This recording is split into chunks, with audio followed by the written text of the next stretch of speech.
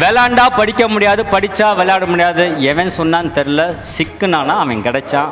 விளாண்டாலும் நல்லா படிக்கலாம், படித்தாலும் நல்லா விளையாடலாம்னு சொன்ன 33% பேர் இந்த ஸ்கூலில் படிச்சுக்கிட்டு இருக்காங்க, விளையாண்டுக்கிட்டு இருக்காங்க. சயின்ஸ் சொல்லுதுங்க, டாக்டர் என்ன சொல்லுவாருங்க, சயின்ஸ் சொல்லுது நல்லா விளாண்டா மைண்டுக்கு ஆக்டிவிட்டி, நல்லா படிக்கலாம் அப்படின்னு சயின்ஸ் சொல்லுது. இப்போது இன்னொரு விஷயம் நான் சொல்லிக்கிட்டு இருந்தேன். இப்போது 2030 85% of the job is not been invented. நம்மலாம் சொல்லிக்கிட்டு இருக்கோம் இன்றைக்கி doctor engineer, doctor engineer, doctor engineer. நாங்கள் டாக்டர் இன்ஜினியருக்கு அகேன்ஸ்ட் இல்லை, டாக்டர் இன்ஜினியர் மட்டும்தான் ஆகணும்னு சொல்கிறவங்களுக்கு நாங்கள் அகேன்ஸ்ட் ஆனவங்க. அந்த டாக்டருக்கு யார் அட்வொகேட்டு, அந்த டாக்டருக்கு யார் ஆடிட்டரு, அந்த டாக்டர் யார் வீடு கட்டி தருவா கான்ட்ராக்டர், அந்த டாக்டர் யார் ஆர்கிடெக்டு, யார் டிசைன் இன்ஜினியர், யார் ஸ்ட்ரக்சரல் இன்ஜினியர், யார் ரெஸ்டாரண்ட் நடத்துருவா, யாருப்பா ஸ்கூல் நடத்துருவா, யாருப்பா டீச்சர்ஸாக இருப்பா.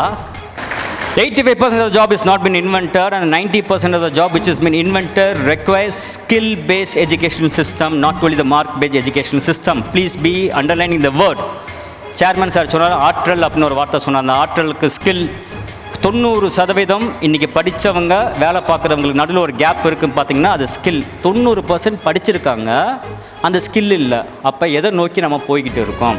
இந்த ஸ்கூலில் இப்போ அடிக்கடி ஒரு பேச்சு லாஸ்ட் 2 இயர்ஸாக கொஞ்சம் குறைஞ்சிருக்கு. இப்போ அது என்ன பேச்சு அப்படின்னோம்னா, இந்த ஸ்கூலில் எக்ஸ்டர்னல் கொஸ்டின் பேப்பர் வாங்கி தராங்க அப்படின்ட்டு.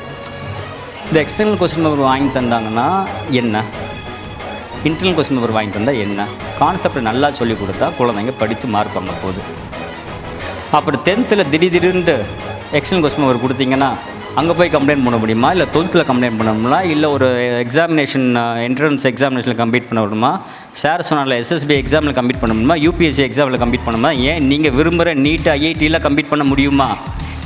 எந்த கொஸ்டின் பேப்பர்னா கூட அந்த கொஸ்டின் பேப்பரை கில்லியாக அடித்து தூள் கலப்பன்னு சொல்கிற ஸ்டூடெண்ட்ஸ் நம்ம ஸ்டூடெண்ட்ஸ் இங்கே இருக்காங்க. நம்ம ஸ்டூடெண்ட்ஸ் கான்ஃபிடென்ட் இருக்கும். பேரண்ட்ஸ் இன்னும் கொஞ்சம் ஊக்கத்தை கொடுங்க, அவங்களுக்கு சந்தோஷமாக எழுதுவாங்க.